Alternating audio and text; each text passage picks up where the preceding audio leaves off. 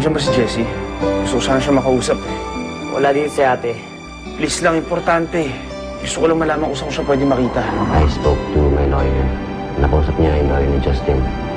And it seems he's going to be selling the house to me.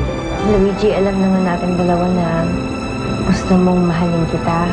Kaya lang, ayoko naman na dumating ang panahon na maisip ko na kaya lang ba kitang minahal dahil may utang na loob ako sa'yo. People fall in love for many reasons. And I don't know how you will come to love me. Hindi mo man ako mahal sa ngayon. Importante mahal mo kita. Jessie, excuse me. Ano ginagawa mo dito? Pwede bang sumama ka muna sa akin ngayon? May importante na tayong pag-uusapan. Ano sabi? Hindi ko alam kung saan may dadalhin si Jessie. Ba't nandito ka? To make sure that you're doing your job. So, magtatali kay Justin. Anong gusto mong gawin ko? Magpapakamatay ako ulit? Is that what you want? Susoli ko na sa yung bahay mo, Jessie. You made this house full, Jessie. Without you, it would have been empty. My life would have been empty. Bye, Jessie.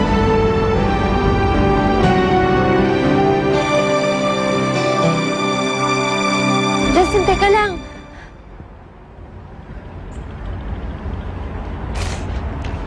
Ay, hindi ko maintindihan kung bakit mo ginagawa to eh. Jessie.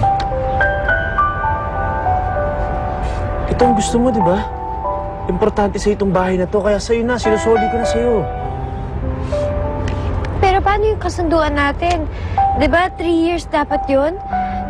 Hindi pa nakaka 1 year. It doesn't matter. Jessie, you worked hard for this house. You deserve this house. In the first place, hindi naman dapat nang wala sa itong bahay na to. Pero hindi ko maintindihan kung bakit mo sinusori sa akin. Ano ba, Jessie? Just take the house.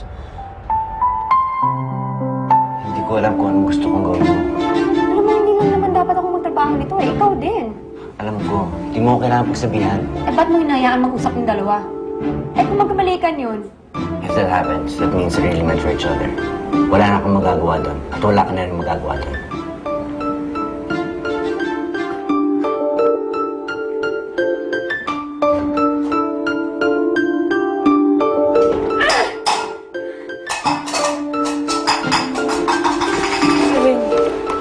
Ano po nangyari? Bakit po?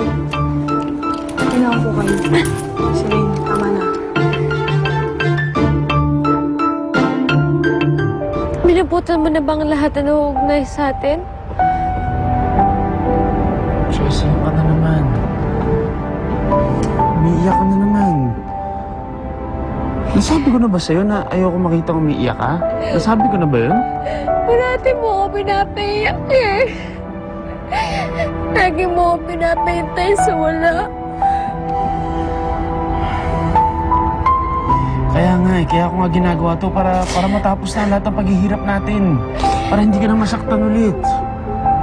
Para hindi ka na umiyak ulit dahil sa akin. Justin. Justin naman eh. Jessie. Basta, mag-iingat ka lagi ha. At kumain ka ng tama. Huwag kung ano-ano kinakain mo. Para healthy ka. Tapos matutulog ka ng maaga. Huwag ka magpupuyat. Baka magkasakit ka. Pag magkasakit ka, wala na ako dun para alagaan ko pa. Kung mag-alala, nandiyan naman si Luigi, di ba?